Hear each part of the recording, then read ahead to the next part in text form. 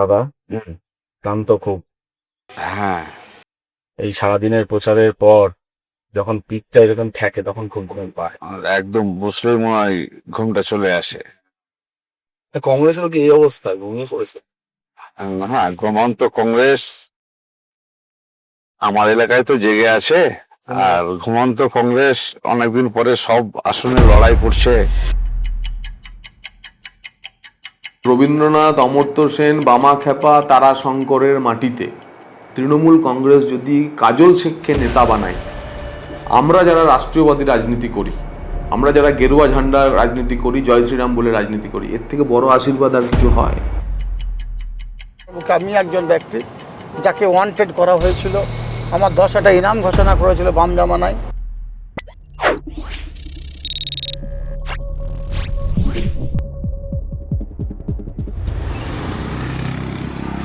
বোলপুরের নিচুপট্টি এলাকা, আর পেছনে যে নীল রঙের বাড়িটি রয়েছে সেটি অনুব্রত মণ্ডলের বাড়ি।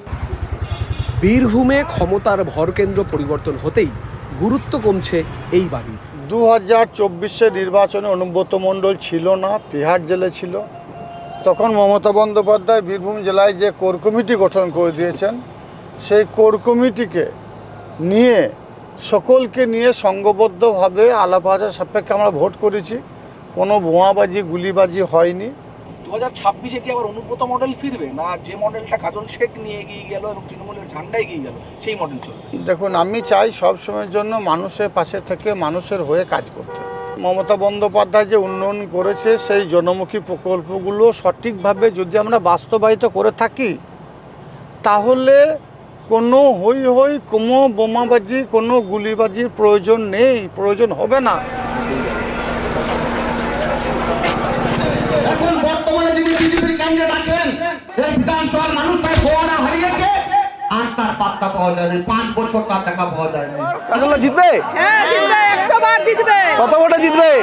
তাও মেলা পাবে। মেলা অনেক মেলা। প্রচুর পাবে, প্রচুর। কোন মডেল এটা? AK-47। কোনদিন চালাতে হবে না তো এখানে? হতে পারে, আপনার উপরে হতে পারে। আমার ওপরে?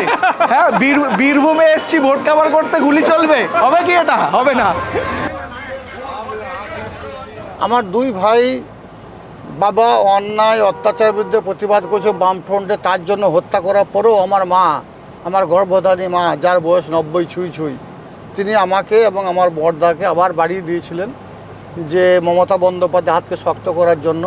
যদি আমার আরও 2টো ছেলে থাকে, আরও 2টো ছেলেকে বলিদান দিতে হয় দেবো, কিন্তু বামফ্রন্টে অন্যায় অত্যাচারের বিরুদ্ধে প্রতিবাদ করতে হবে।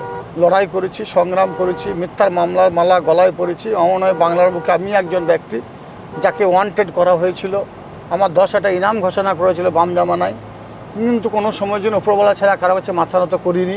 আমি দলের একজন কর্মী, আমি নেতা নয়। অনুব্রত মণ্ডল, সেও দলের কর্মী, সেও নেতা নয়।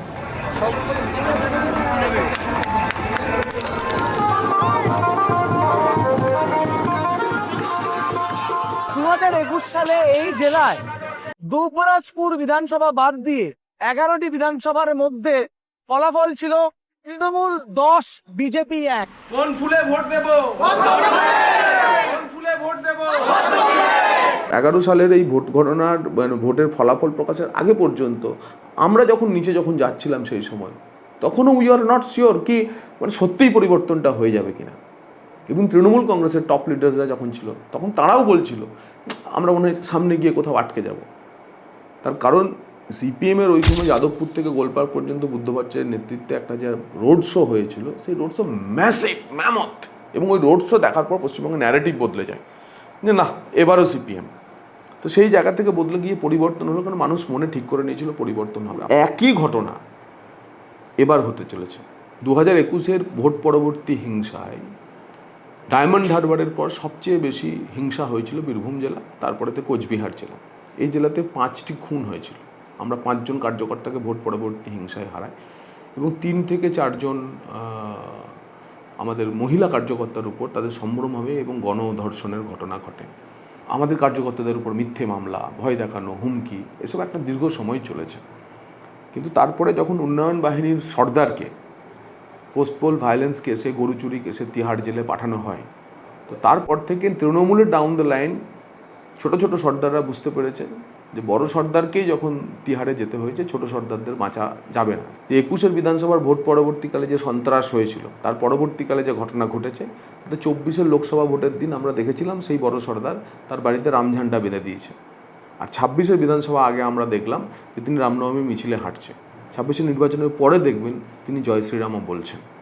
তো তার ফলে প্রতিনিয়ত প্রতি পরতে রাজনীতির পরিবর্তন বীরভূমে হচ্ছে। এই রাজনীতি পরিবর্তনশীল এবং মানুষ যখন পরিবর্তন করবে এটা ঠিক করে নিয়েছে, তখন আর কারো সাধ্যি নেই এই পরিবর্তনকে আটকে দেবে।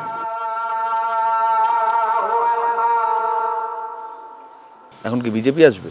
না, বিজেপি ধরেন আশা তো লয়, বিজেপি তো আশা ঠিকই লয়। আমাদের কংগ্রেস তো ভালো ছিল, তখন তো খুব ভালোই করেছে। তারপরে কি কংগ্রেসের অসিত মাল? হ্যাঁ, তখন অসিত মালই ছিল। চাচা কি হবে? নামাজ আরে নামাজ তো হবে, সরকারে কি হবে? সরকারের কি হবে? এবার হাত। কাজল সানোয়াজের ভাই। সানোয়াজ আর আমিও খুব ভালো বন্ধু। দুর্দান্ত ব্যাপার। আমরা একসঙ্গে এমএলএ ছিলাম, আচ্ছা, একসঙ্গে এমএলএ ছিলাম। ও আমার রাজনৈতিক প্রতিদ্বন্দ্বী। ওর ব্যক্তিগত বিষয়ে আমার কোনো বলার সাজে না, যেহেতু আমি ওর বড়। আমি একটাই খালি বলবো মানুষকে, ওরও বাহির থেকে ভোটে এসে দাঁড়ানো উচিত হয়নি। নানু ছিল, সিউড়ি ছিল, লাভপুর ছিল, সেখানে দাঁড়াতে পারতো, এটা আর উচিত হয়নি। আর ও আশা করি আমার ব্যক্তিগত কী বা আছে, তৃণমূলের গরু চুরি, বালি চুরি, ছাগল চুরি, ডিম চুরি, মুরগির বাচ্চা চুরি তো আমাদের নেই। আমরা তো সরকারেই নেই। যা চুরি তো কাজলের পার্টির। তো কাজল আমার ভাই, আমরা দাদা ভাই লড়াই করছি, এটুকু বলবো। বেশ, আসুন, জিতলে দাদাকে পাবে, আর যদি দাদা হেরে যায় তাহলে ভাইকে পাবে। নিশ্চয়ই। কংগ্রেস জিন্দাবাদ। নিশ্চয়।